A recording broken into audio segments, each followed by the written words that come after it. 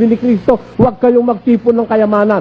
Kaya lahat ng pastor na mayaman, patutunayan ko, hindi sa Diyos, sa demonyo, antikristo. Mahilig ding siyang makipagtalo sa mga taong baluktot ang pag-iisip at di kumikilala sa katotohanan. Ang mga taong ito'y nag-aakala na ang relihiyon ay paraan ng pagpapayaman. Magandang araw mga kapatid. Welcome sa Exposed PH, kung saan nililinaw natin ang salita ng Diyos. Ngayon, pag-usapan natin ang unang Timoteo 6:3-10. Ano ang sinasabi ng Biblia tungkol sa mga nagtuturo ng maling aral at ang pag-ibig sa salapi? Manood at alamin kung paano ito naaayon sa ating pananampalataya. Muli, ang layunin ng video na ito ay i-expose ang mga maling aral base lamang sa pananaw ng Biblia. Kung ikaw ay miyembro ng iglesia na ating mapapag-usapan, ay maaari kang magbigay ng opinyon mo o paliwanag para malinaw o maituwid kung meron mang mali sa nilalaman ng video na ito. Hindi po ito para husgahan ng sinuman. Nasa bawat manonood po ang karapatang magsuri. Simulan na po natin. Sa una Timoteo 6:3-4, sinasabi, kung nagtuturo ang sinuman ng ibang katuruan at di sang-ayon sa mga tunay na salita ng Panginoong Hesukristo at sa mga aral tungkol sa pagiging makadiyos, siya'y nagyayabang ngunit walang nalalaman. Sakit na niya ang manuligsa at makipagtalo tungkol sa mga salita. Ito ay babala laban sa mga nagtuturo ng hindi totoo. Sila ay puno ng yabang, walang kaalaman, at mahilig magtalong walang kabuluhan. Nagdudulot ng inggit, alitan, at masasamang hinala. Sa talatang 5, mahilig ding siyang makipagtalo sa mga taong baluktot ang pag-iisip at di kumikilala sa katotohanan. Ang mga taong ito'y nag-aakala na ang relihiyon ay paraan ng pagpapayaman. Ang mga ganitong tao ay baluktot ang isip.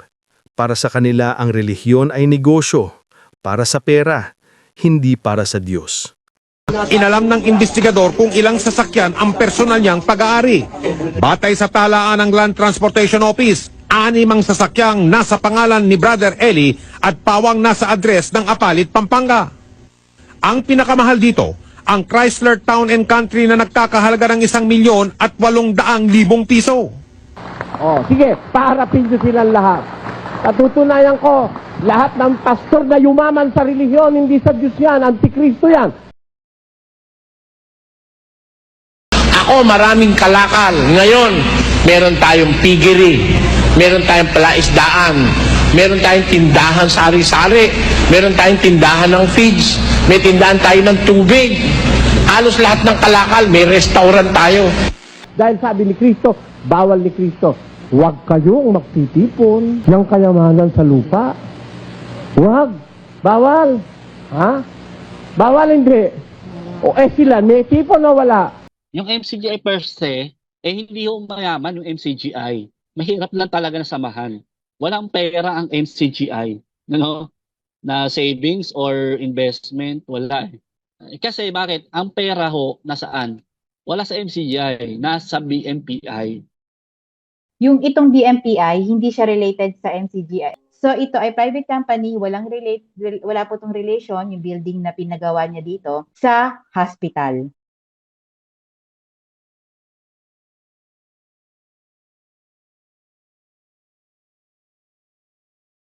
Kung magkano ba yung shares nila, declaration shares nila, yan sa company ng BMPI. So ayan, si Daniel Rason, ang kanyang shares ay 175 million. No? So meron siyang 58.33% shares, no? Ng total, no? 58. Almost 59% noong shares ng company. So ang investment niya, pumapalo po ng 175 million declaration, ano? Pangalawa, si Sirot Soriano ay mayroong 45 million ano na shares or roughly 15% no ng total shares no ng company. Sumunod si Danilo Navales, Bardani ba?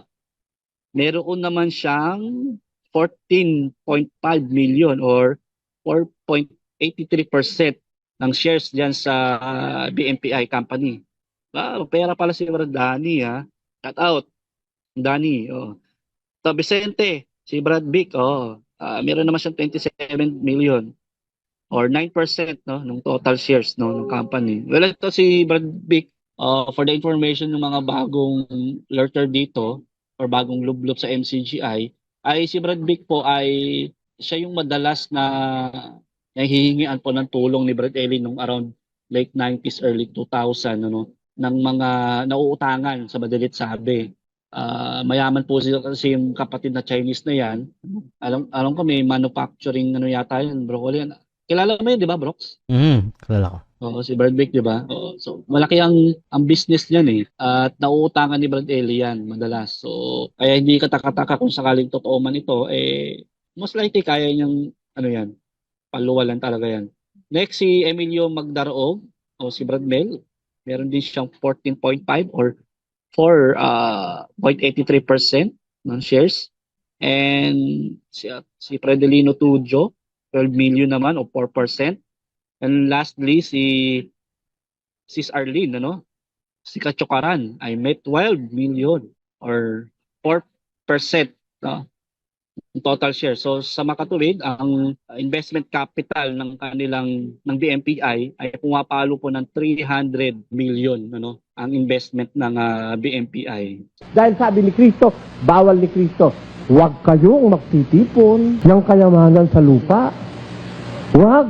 Bawal. Ha? Bawal hindi. O sila, may tipon o wala? Sa talata 6 hanggang 8. Sa katunayan, may malaking ang pakinabang sa relihiyon kung ang tao'y marunong masiyahan. Wala tayong dinalang anuman sa sanlibutan at wala rin tayong madadalang anuman pag-alis dito. Kaya dapat tayong masiyahan kung tayo'y may pagkain at pananamit. Ang tunay na yaman ay hindi pera, kundi kasiyahan sa Diyos. May pagkain at damit na lang, sapat na iyon. Naniniwala kasi ko sa bawal ni Kristo. Huwag kayong magtitipon ng kayamanan sa lupa na sinisira ng tanga at hinuhukay ng magnanakaw.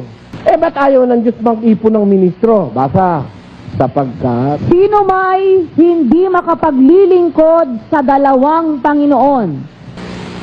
walang makapaglilingkod sa dalawang Panginoon, sapagkat iibigin niya ang isa, kapopootan niya ikalawa. Hindi kayo maaaring maglingkod sa Diyos at sa mga kayamanan. Mga kapatid, ayon sa unang Timoteo 6:3-10, ang tunay na relihiyon ay hindi tungkol sa kayamanan kundi sa kasiyahan sa Diyos.